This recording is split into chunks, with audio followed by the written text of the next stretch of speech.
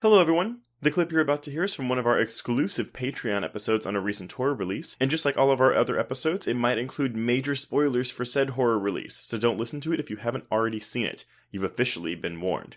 And if you'd like to hear the full episode, just head on over to patreon.com/horrorqueers and subscribe today. Without further ado, here is your exclusive Patreon clip. It's not as though we're owed it, but this film is being touted as, ooh, so much queer representation. And I'm like, right. Okay, sure. We got some gay actors in it and they're actually playing gay characters. But like, I don't know. I waffle back and forth on this all the time. I realize I probably sound like a huge fucking hypocrite, but I just could have done with a little bit more richness in my queer representation here. Well, and I will say though that a part of the reason it's probably not here is because Barker was not involved during the creation of this film. So no, I did pull some quotes from Megan Navarro's interview with David Bruckner and with Clive Barker. Mm-hmm. And so what Bruckner says is, he says, throughout the prep process, when I was putting the movie together, Clive and I would find moments to talk. Sometimes we'd reach out of the blue. Sometimes he would call or I would call. One of us would have an idea. And so there was just this really awesome creative conversation during the prep process. But Barker replies with, it was also this respect in both directions. So that makes it easier. But also, I think both of us knew, and David had all the solutions because I've seen his designs. And I knew roughly what direction he was taking the movie. I realized this is a whole new ballgame, and my contributions had to be post-David. Right. That is to say, I could come at this respectfully understanding that David's internal structure to himself was to redirect the series in a fresh direction. So that's the thing, is David would talk to him and be like, hey, what do you think of this? What do you think of this? But at the end of the day, this is still Bruckner's movie, and Barker came in after the fact to be like, okay, let me see what we're doing here. Right. Yeah. And again, for the people who are saying, oh, it's really disappointing that this movie isn't more like Barker's 1987 original, all you have to do is read that quote, right?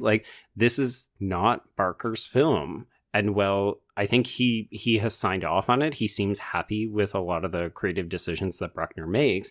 At the end of the day, this is Bruckner's and this is the 2022 version. It's difficult because it's hard to let go of the comparisons, but in certain ways, we have to be able to just take this film on its own merits. Well, okay, so then that ties into why are we not making this a sexy film, right? Why are we not doing BDSM? Yeah. Why are we losing the leather? So this is Clive Barker's statement on that. Okay. I haven't seen all of them recently, to be honest, but the early movies were all about being addicted to sex and pain, not necessarily in that order.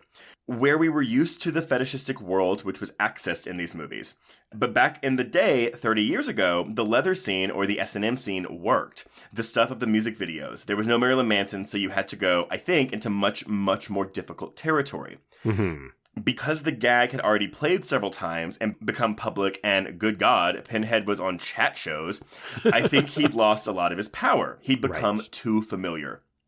You did a very smart thing. You said, okay, he's talking to Bruckner here. He goes, you did a very smart thing. You said, okay, this thing is familiar too, so how do we make it scary again? 35 years ago, I was accessing a danger, which was actually in the imagery back then. But it can never stay in the imagery if you're going to make 10 movies out of it. Eventually, it's just going to lose that. It's a tough thing, I think, to take a set of images that are potent because they're forbidden, which is what I was playing with, and reinvent them without totally violating the tone of it.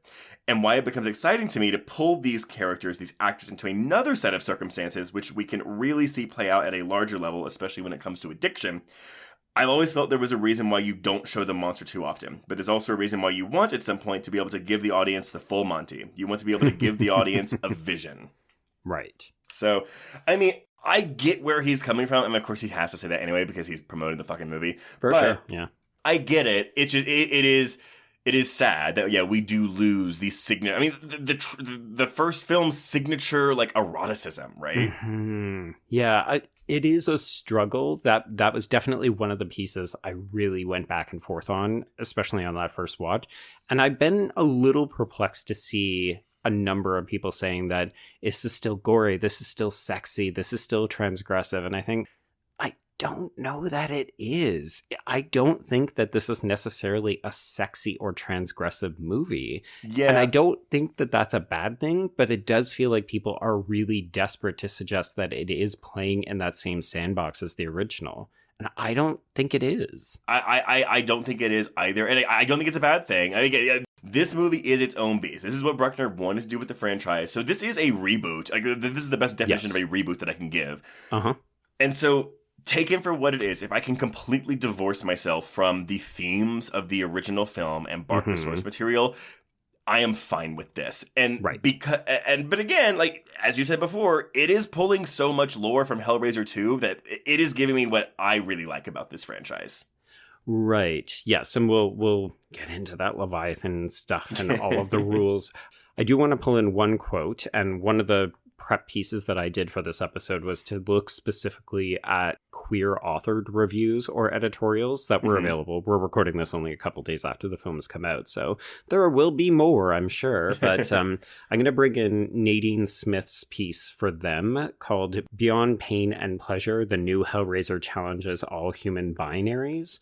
And a lot of the pieces about Jamie Clayton's casting and what she is bringing to the role. But at the end of this piece, one of the things that Smith says is, Hellraiser ultimately illustrates how larger societal discourses around sex have changed in the last 30 years. That should be 35 years, but it's fine.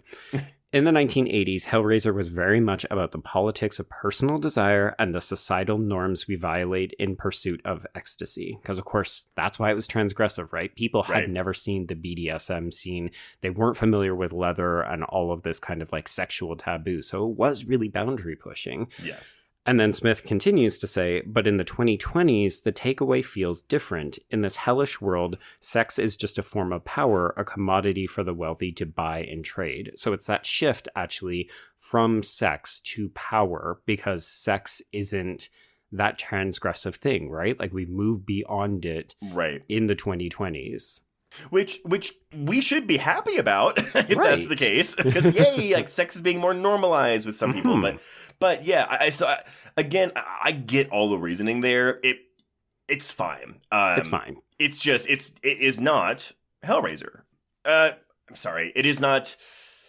It's not Hellraiser 87. Yes, it is Hellraiser. It's not Hellraiser.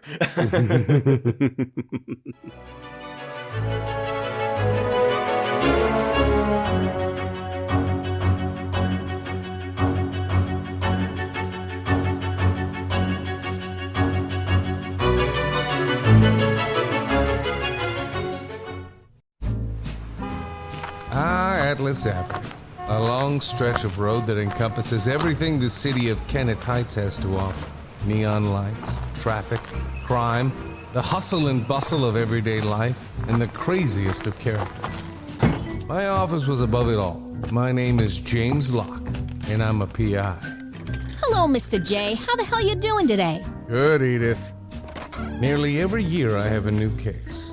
New people to meet, new clues to discover, and new problems to solve. But I do it the old-fashioned way.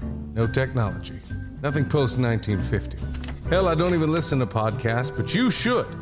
Atlas Avenue Beat is a spoof of the film noir genre with goofy characters, tons of wordplay, and non-stop raunchy humor. There's also 3 whole seasons out right now with more on the way. Just search for Atlas Avenue Beat wherever you listen to podcasts or visit us online at bloody.fm.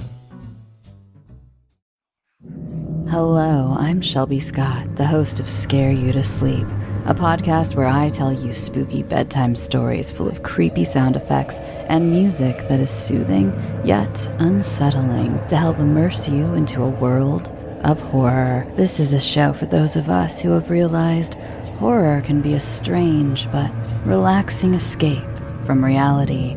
Speaking of escapes, sometimes I lead you through guided nightmares, like a guided meditation, but instead of flowery meadows, I take you on a journey through your own personal nightmare. So come get lost in the terror with me. Listen to Scare You to Sleep wherever you listen to podcasts, or find us online at bloody.fm. Sweet screams.